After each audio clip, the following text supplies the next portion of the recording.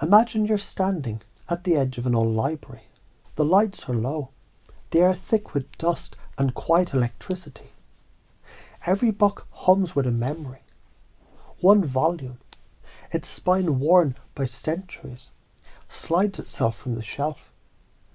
It opens to a single sentence. They tried to write her out of the story because she was unstoppable. You feel a small spark, not dramatic, just a flicker behind the ribs, where intuition lives before language. The page whispers. What happens when you stop asking for permission to exist? Inside the story, Mary Magdalene isn't a saint or a sinner. She's a tuning fork. Every breath a vibration, every desire a frequency adjustment. She doesn't channel, she remembers. When she feels anger, she listens until it turns to direction. When she feels grief, she lets it thin the walls between worlds. When she feels joy, she rides it until the air itself starts to shimmer. That's all channeling is. Listening past the noise until the pattern emerges. And you already do it. Every time a new idea drops out of nowhere. Every time you follow a hunch that later proves perfect. Try something harmless and small. Tonight, when you close your eyes, imagine a filament of light running through you, from the base of your spine to the crown of your head, like a wire reconnecting an old circuit. Breathe in curiosity. Exhale everything pretending to be certainty. Nothing mystical needs to happen. Just notice how attention itself feels electric. That noticing is the upgrade. Consciousness shifts not by command, but by observation.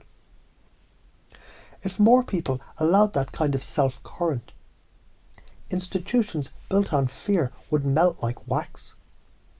Because a creative human who knows they're an expression of the same intelligence that births galaxies is ungovernable by guilt. They still follow laws, but higher ones: coherence, compassion, consequence. The more such people exist, the less the world needs controlling. So the ramification isn't rebellion, it's responsibility.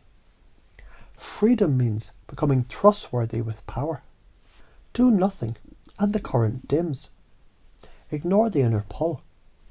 And life finds louder teachers, boredom, illness, endless distraction. Follow it, and the field rearranges around your honesty. Synchronicities multiply, people appear, doors open, not because of magic, but because focus magnetizes alignment.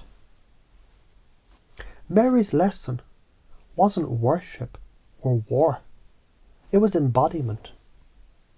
She showed the divine doesn't descend, it expresses. When you write, dance, solve equations, plant seeds, or simply love fiercely, you're doing theology in motion. And perhaps you notice as you hear these words a subtle echo in your breath.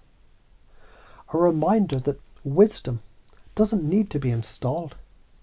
It's already running in the background, just waiting for you to pay attention. Some say the universe speaks only in lightning and revelation. But more often, it speaks like this. A single thought that refuses to die. A pulse of curiosity that says, what if? That's the same whisper that once moved a woman to stand in her truth when the world called it dangerous. Follow that whisper and the story writes itself back in through you.